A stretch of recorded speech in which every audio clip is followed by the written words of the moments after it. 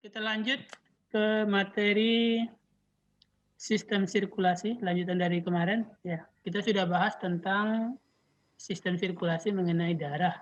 Ya, jadi sistem sirkulasi kita bagi 3 kemarin. Ada darah, ada pembuluh darah, dan ada jantung. Yang sudah kita selesaikan adalah darah. Hari ini kita akan lanjut ke pembuluh darah dan jantung. Ya, jadi secara ringkas mungkin pembuluh darah digambarkan seperti ini ya. Jadi ada yang diwarnai biru, ya ada yang diwarnai oranye. Ya, jadi sebenarnya dalam tubuh tidak begitu ya. Jadi walaupun kiri kanan tubuh kita memiliki dua-duanya. Jadi yang biru itu biasanya menggambarkan pembuluh darah balik atau pembuluh darah vena, sedangkan yang oranye itu menggambarkan pembuluh darah nadi atau pembuluh darah arteri. Nah, dua-duanya itu saling berhimpitan dalam tubuh. Jadi tidak ada istilahnya nadi di kanan, vena di kiri, tidak ada. Kenapa diwarnai biru? Biasanya karena nadi itu membawa karbon dioksida, sehingga warnanya lebih kebiru-biruan. Ya, lebih kebiru-biruan. Sedangkan yang arteri itu membawa oksigen. Nah, ikatan oksigen dengan hemoglobin, dengan ion Fe atau ion besi ya.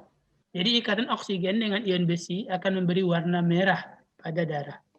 Semakin banyak ion besinya, maka darahnya akan semakin segar, akan kelihatan semakin merah cerah ya.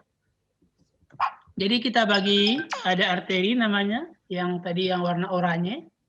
Kemudian yang menghubungkan antara arteri, jadi kan darah dari jantung bawa oksigen, nyebar ke seluruh tubuh. Nanti di seluruh tubuh kan akan dikirim ke setiap sel melalui pembuluh kecil yang namanya adalah kapiler.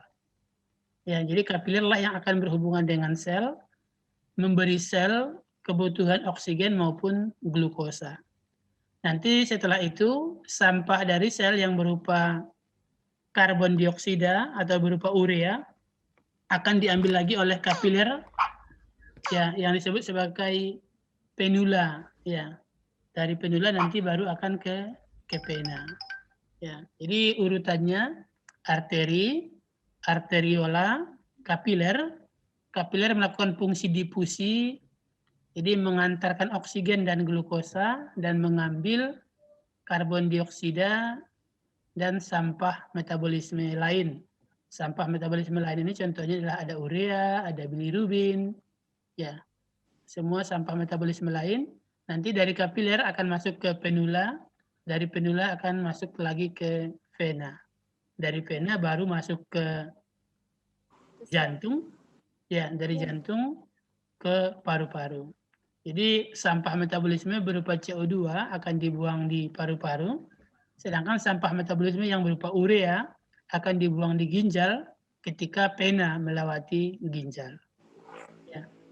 Nah, coba lihat bedanya antara struktur vena dengan struktur arteri. Ini dari arteri, ini yang vena. Apa bedanya yang terlihat di sini? Muskularisnya tipis. Muskularisnya lebih tebal, ya, jauh lebih tebal yang arteri. Kenapa kira-kira harus lebih tebal? Karena tekanan pada arteri cukup tinggi untuk memompa darah atau mentransfer darah ke dalam jaringan. Karena tekanan pada arteri lebih tinggi. Ya, jadi kalau pada arteri tekanannya dari jantung, ada dari sanyo dari jantung, sedangkan kalau vena itu biasanya hanya menggunakan tenaga katup, ya, sehingga tekanan ke dinding pembuluh itu lebih kecil.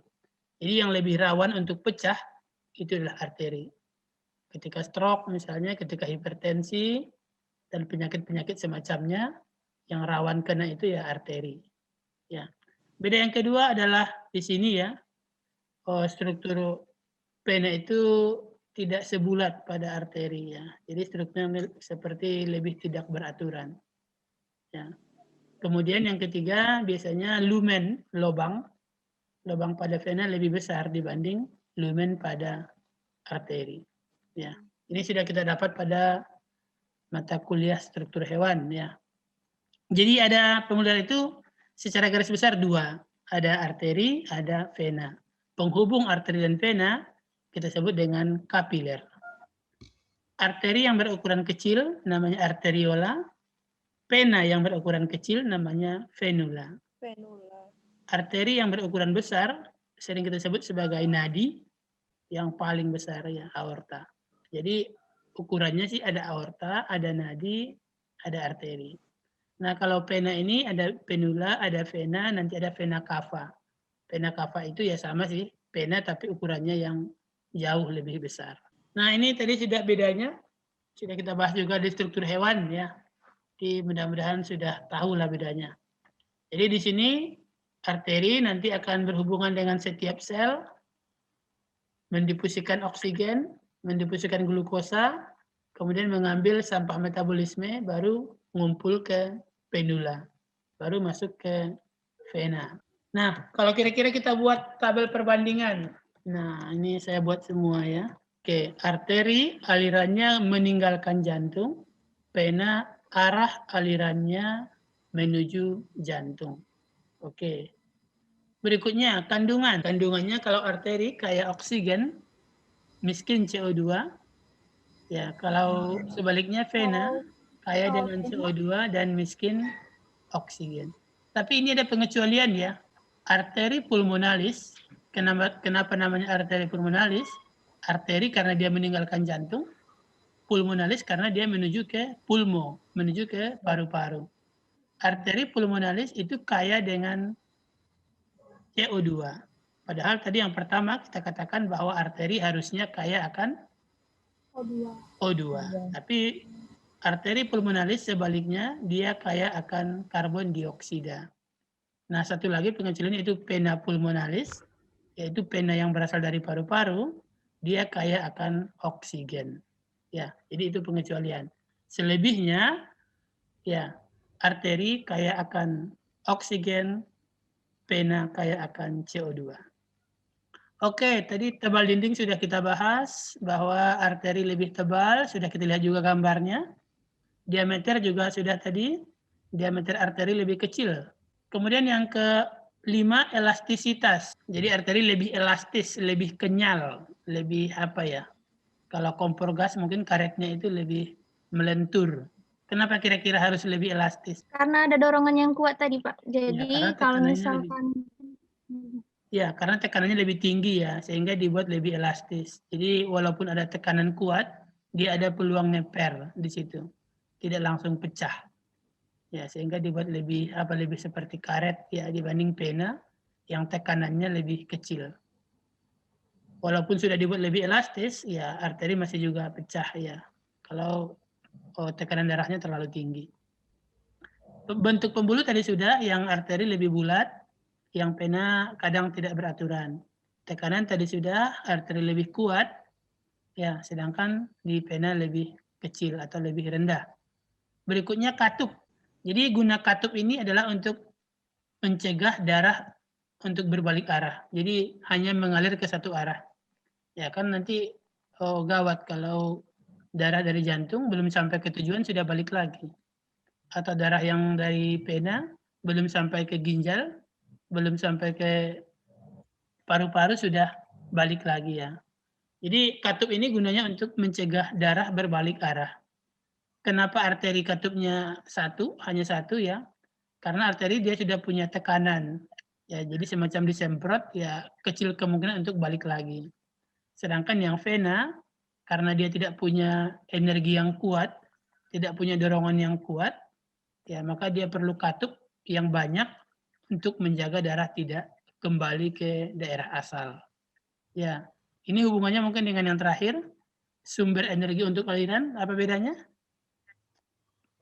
Kalau sumber energi aliran untuk arteri itu dari jantung. Dari jantung. Jadi dia kuat ya. Jadi semacam balon yang dipencet, yang dipompa dan udaranya mengalir ke segala arah. Jadi kuat. Kecil kemungkinan untuk berbalik lagi. Jadi sumber energi untuk aliran arteri itu dari jantung, sedangkan sumber energi untuk aliran vena hanya merupakan perbedaan konsentrasi. Jadi ada, masih ingat kalau ada nama adhesi dan kohesi, masih ingat? Pernah dengar? Adhesi dan kohesi. Jadi tarik-menarik antara benda sejenis dan tarik-menarik antara benda tak sejenis ya. Jadi darah ditarik oleh pembuluh darah, atau darah ditarik ya karena ada ruang kosong di atasnya. Jadi ketika vena ya misalnya yang di serambi kanan sudah dipompa ke serambi kiri, maka kan di serambi kanan kosong darahnya. Maka otomatis darah yang di vena ngalir ke serambi kanan. Karena vena yang di atas serambi kanan kosong, maka darah yang di vena sebelum serambi kanan juga akan mengalir mengisi ruang yang kosong. Jadi sifatnya ya karena adanya perbedaan konsentrasi ya, ada ruang kosong, maka darah akan mengalir ke tempat yang kosong tersebut. Tidak ada energi yang aktif untuk mengalirkan darah pada vena. Nah, ini letak posisi yang terakhir. Arteri lebih disembunyikan ya, jadi posisinya lebih jauh di bawah kulit. Sedangkan pembuluh darah vena itu posisinya lebih di luar, lebih di permukaan. Jadi kalau luka, ya harus luka agak dalam dulu baru kena arteri. Kalau luka gores atau luka kecil, biasanya yang kena vena. Dan biasanya darahnya nggak bakal lama, sudah membeku ya. Jadi kenapa arteri lebih disembunyikan? Ya karena arteri memiliki tekanan yang lebih kuat. Jadi dibuat untuk sedapat mungkin menghindari luka. Ini kapiler tadi, ada endotelium ya atau yang kita kenal dengan nama epitel ya yang berfungsi untuk melaksanakan difusi antara sel dengan pembuluh darah. Ini gambarannya, pola aliran tadi ya, kita lihat. Jadi dibagi atas dua ya, ada sistem peredaran darah kecil dan ada sistem peredaran darah besar kalau waktu SMA. Yang betul mungkin istilahnya adalah sistem peredaran darah pulmonari dan sistem peredaran darah sistemik. Peredaran darah pendek atau peredaran darah kecil atau kita sebut juga dengan peredaran darah pulmonari. Keluarnya ini dari nomor 1. Nomor 1 ini adalah bilik kanan. Jadi kalau di bawah namanya bilik, kalau di atas namanya serambi. Ya. Keluar dari bilik kanan nomor 1 ini ya tanda panah mengalir ke nomor 2. Nomor 2 ini adalah arteri karena dia meninggalkan jantung. Tujuannya paru-paru, maka namanya arteri pulmonalis. Jadi dari bilik kanan ke arteri pulmonalis, nanti arteri pulmonalis cabang 2, satu ke kiri, satu ke kanan, menuju paru-paru. Paru-paru kiri dan paru-paru kanan. Di paru-paru, mereka akan melakukan pertukaran gas CO2 dibuang ke hidung, ke lingkungan, dan diambil gas oksigen. Setelah difusi, maka darah yang kaya akan oksigen dibawa kembali menuju jantung melalui vena pulmonalis. Kenapa namanya vena? Karena dia menuju jantung. Vena pulmonalis nanti akan bermuara di nomor 4. Nomor 4 ini adalah serambi kiri. Oke, ya jelas ya, darah kecil, bilik kanan, arteri pulmonalis, paru-paru, vena pulmonalis, kembali ke serambi kiri. Jadi jarak tempuhnya hanya sekitar dada saja ya. Jadi dari jantung ke paru-paru. Otomatis kira-kira tekanan di bilik kanan akan lebih kecil dibanding tekanan di bilik kiri. Kenapa? Karena kalau yang bilik kiri ini dia harus sampai ke ujung kaki dan harus sampai ke ujung kepala. Jadi jarak tempuhnya sangat jauh. Berbeda dengan yang pulmonari tadi yang hanya sekitaran dada saja. Oke, yang kedua, sistem peredaran darah besar. Atau kita kenal dengan nama peredaran darah sistemik.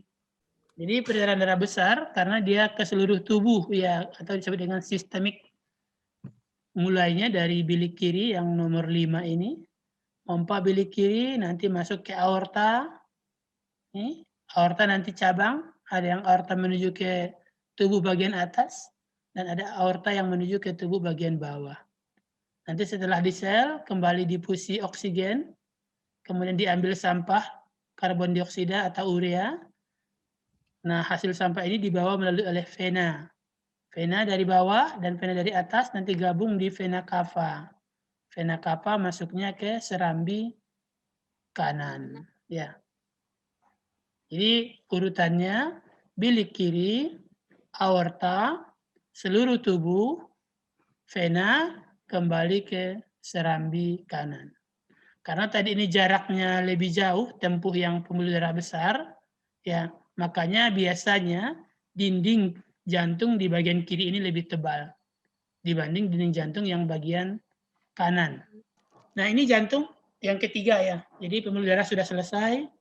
Sekarang kita masuk ke jantung. Jadi ini jantung sekitar 300 gram. Ya, 300 gram itu nggak sampai setengah kilo. Besarnya sekitar 1 genggaman tangan ya, segenggaman tangan orang dewasa.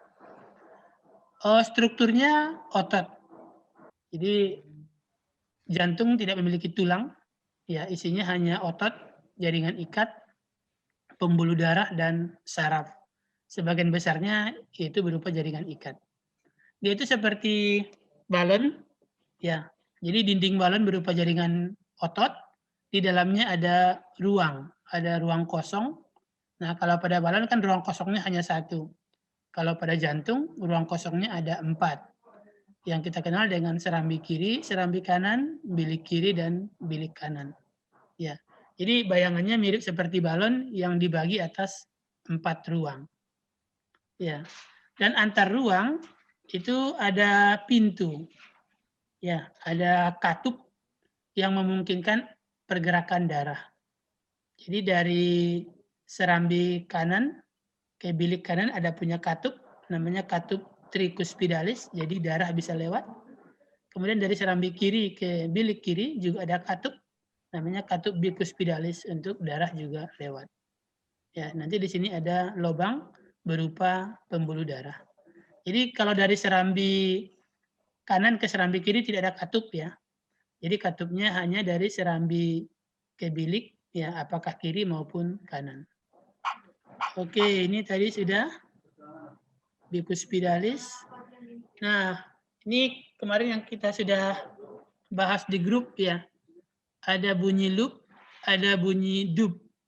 Jadi ketika bilik dipencet, peluang darah akan lari hanya 2. Apakah dia ke arteri pulmonalis atau ke aorta. Nah, saat seperti itulah maka akan kedengaran bunyi loop.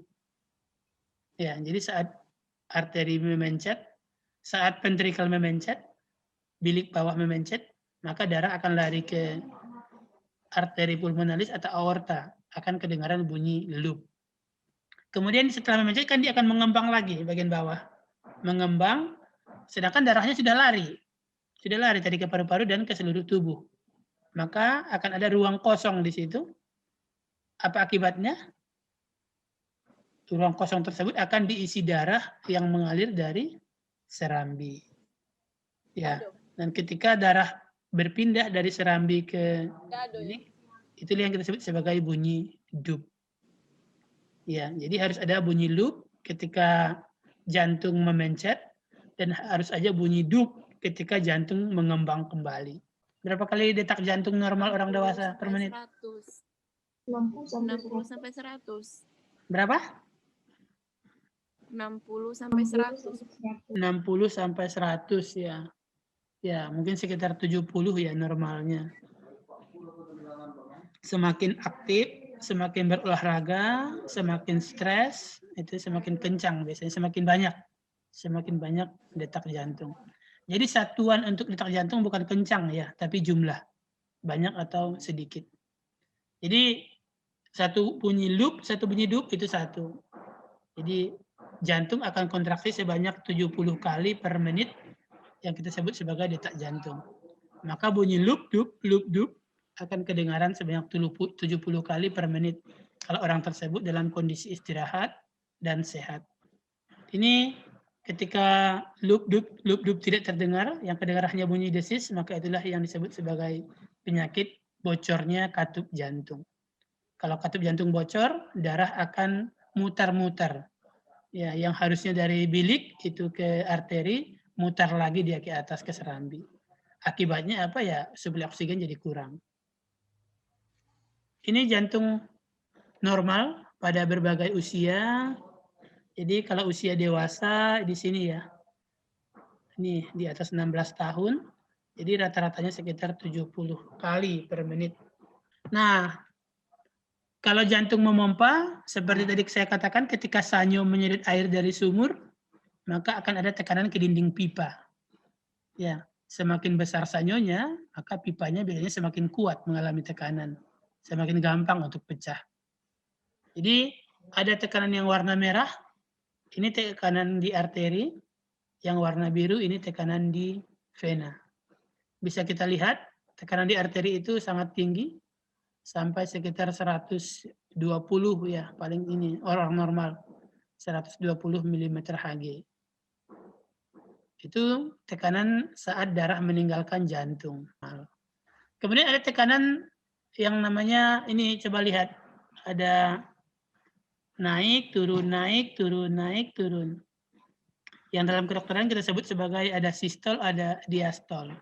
Jadi sistol saat tekanan darah ke dinding jantung saat jantung kontraksi. Sedangkan diastol, tekanan darah ke dinding jantung saat jantung sedang relaksasi. Ya, sedang tidak dipencet. Jadi di pena itu hampir tidak ada tekanan sama sekali. Jadi itu kalaupun dibuat tipis pembuluh pena nggak apa-apa, nggak bakal pecah. Karena tidak mengalami tekanan. Kemudian di bawahnya ada ukuran terhadap jumlah. Jadi aorta itu hanya satu, tapi ukurannya besar. Nanti aorta cabang menjadi arteri dengan ukuran yang lebih kecil. Cabang lagi menjadi kapiler, lebih banyak lagi, tapi ukurannya juga jauh lebih kecil. Demikian juga vena. Vena pengumpul hanya satu, tapi ukurannya besar. Vena-vena kecil ada banyak, nanti kapiler penula juga ada banyak. Terakhir yang bawah ini ada kecepatan. Kecepatan darah mengalir. Paling kencang ya di aorta. Karena dia masih dekat dengan jantung. Masih dekat dengan sanyo. Itu sampai 50 cm per detik. Ya, setengah meter dalam 1 detik. Ya, semakin ke kapiler itu semakin lambat, semakin pelan alirannya. Ini tekanan darah pada berbagai usia. Dewasa 120 sistol, 80 diastol. Kalau pada anak-anak itu sistolnya 87 sampai 105. Nah, itu kenapa kalau pada anak-anak itu jarang diukur tensinya. Karena sering nggak kedengaran ya. Tekanannya masih terlalu kecil. Sehingga nggak terasa di stetoskopnya nggak terasa. Kemudian ada namanya ini ECG, elektrokardiogram grafik. Jadi ini biasanya yang digunakan indikator apakah seseorang itu masih hidup atau tidak. Ya, jadi awal jantung berdetak itu dimulai dari sini, namanya S-anode. Jadi semacam setruman. Ya, jadi ada organ ini untuk memberi sentrum, memberi gelombang ini ya, namanya pacemaker. Memberi gelombang agar jantung siap-siap untuk berdenyut, siap-siap untuk kontraksi. Nah, gelombang dari yang nomor 1, nanti mana dia ini? Gelombang dari nomor 1 nanti akan diteruskan ke AV node yang nomor 2. Ya, jadi dari sini memancarkan gelombang, ditangkap oleh AV node. AV node akan diantarkan sampai ke ujung jantung, ke afek. Nanti dari ujung jantung itu disebarkan ke seluruh dinding bilik. Nah, kalau sudah sampai di seluruh dinding bilik, maka dia akan langsung berdenyut. Ya, jadi ada 4 tahapan. Yang pertama, pacemaker memproduksi sinyal, sinyal diteruskan ke AV node, dari AV node nanti diteruskan ke ujung jantung, dari ujung jantung nanti baru ke seluruh dinding dari bilik. Kalau sudah sampai di seluruh dinding bilik, maka denyut jantung akan berdenyut sekali. Mencet sekali, lepas. Kemudian diulangi lagi siklusnya seperti dari awal kembali. Jadi bisa dilihat di sini tahapan nomor 1 yang warna kuning, ini tahapan nomor 2, ini tahapan nomor 3 saat sinyal sudah sampai di ujung jantung, tahapan nomor 4 saat jantung kontraksi, saat jantung memencet. Kalau sudah datar semua, tidak ada lagi gelombang-gelombang seperti ini, maka dapat dipastikan bahwa jantungnya sudah berhenti melakukan kontraksi. Itu saja materi kita untuk hari ini. Baik, saya akhiri. Terima kasih. Selamat pagi. Assalamualaikum warahmatullahi wabarakatuh.